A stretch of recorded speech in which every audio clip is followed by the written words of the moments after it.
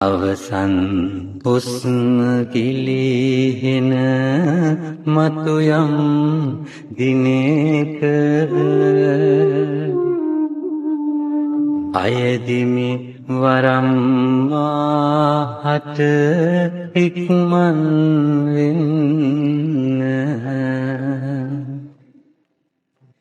නුඹ නැති දාක මේ ජීවන මග යන්න මට සරි නොමැත ඔබ මාගිය පසු එන්න. හායි ආයිබෝන් කියලා පිළිගන්න ඔයගොල්ලෝ හැමෝම අදත් KV ගේ මේ වීඩියෝ එකට. ඉතින් අදත් අරන් ආවා හරි අපූර්ව වීඩියෝ එකක්.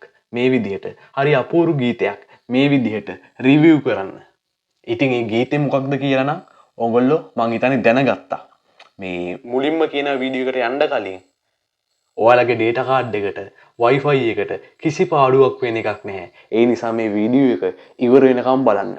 ඉතින් මේ අද අරන් ආපු අවසන් හුස්ම ගිලිහෙන මතු යම් දිනක ගීතය ගායනා කරන්නේ වෙන කවුරුත් නෙමෙයි මම ආදරය කරන ඔබ ආදරය කරන ගායක ක්‍රිෂාන්ත එරන්දක මහතා.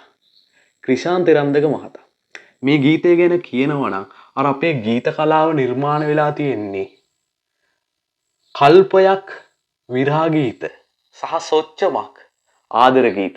මම එහෙමයි විග්‍රහ කරන්නේ. අපේ මේ ගීත කලාව ඇතුලේ විරහ ගීත අනන්ත අප්‍රමාණයි. හැබැයි අර ආදරේ රොමැන්ස් කියන්නේ ආදරණීය ගීත. කියන්නේ දෙදෙනා විරහාවක් නැති, දුකක් නැති, දෙදෙනා එක්ුණ ගීත. අර විරහ ගීතවල සාපේක්ෂව ඉතා අඩුවෙන් තියෙන්නේ. මේ ක්‍රිෂාන්ත එරන්දකගේ මේ ගීතය හරීම ලස්සන ආදරණීය ගීතයක්. ඉතින් විවාහක යුවලක් කරන ප්‍රාර්ථනයක් තමයි මේ ගීතය ඇතුලේ තියෙන්නේ. මේ විවාහක සැමියා කරන ප්‍රාර්ථනයක් තමයි මේ ගීතය ඇතුලේ හරි අපූර්වට වචන කරලා තියෙන්නේ. අවසන් හුස්ම ගිලිහෙන මතු යම් දිනක අයදිමි වරම් මාහට ඉක්මන් වන්න. මගේ හුස්ම අවසන් වෙන්නේ දවසක් වේද? මගේ හුස්ම අවසන් වෙන යම් දවසක් වේද? මම ප්‍රාර්ථනා කරනවා ඔයාට කලින් මම මිය යන්න ඕනේ. මොකද ඒකට හේතුව ඔයා නැතුව මට ජීවත් වෙන්න බැරි නිසා. ඔයා තමයි මගේ මුළු ජීවිතේම. අවසන් හුස්ම ගිලිහෙන මතු යම් දිනක අයදිමි වරම් මාහට ඉක්මන් වන්න. අනේ ඉතින් පෙම්වතා එහෙම හිතලා තමන්ගේ බිරිඳ දිහා බලනකොට තමන්ගේ බිරිඳව පේනවා. මේ එදා මම පෙම්වතිය කරගන්න බලාපොරොත්තුෙන් හිටපු ඇය නේද? මේ මගේ දිවිය සරසන්නේ මගේ බිරිඳ වෙලා තියෙන්නේ. අනේ ඊට පස්සේ අර බිරිඳට කලින් තමන් මිය යා යුතුයි කියලා හිතපු ඒ ස්වාමි පුරුෂයා, ඒ පෙම්වතා, ඒ ස්වාමි පුරුෂයාගේ ඇතුලේ ඉන්න පෙම්වතා පස්සේ මෙහෙම හිතනවා. මම මැරුණොත් එයා කොහොමද ඉන්නේ? එයා ජීවත් වෙන්නේ කොහොමද?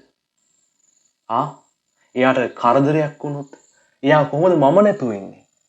පැතුවත් නික්ම යන්නට මම නුඹට පෙර මම නැති දාක නපුරක් නුඹ හට වේද? මම ඔයාට කලින් මැරෙන්න ඕන කියලා ප්‍රාර්ථනා කළාට මට බයක් ඇති වුණා. මම නැතිව ඔයාට කරදරයක් වුණොත් මේ ස්වාමි පුරුෂයාගේ ඇතුළේ ඉන්නේ පෙම්වතා හරි සුන්දර ප්‍රාර්ථනයක් කරනවා. හැකිනම් එක්ව යන්නට පෙර පින කීය. ඉතින් ඔයාට කලින් මම ගියොත් මට කලින් ඔයා ගියොත් අපි දෙන්නටම පැවැත්මක් නැහැ.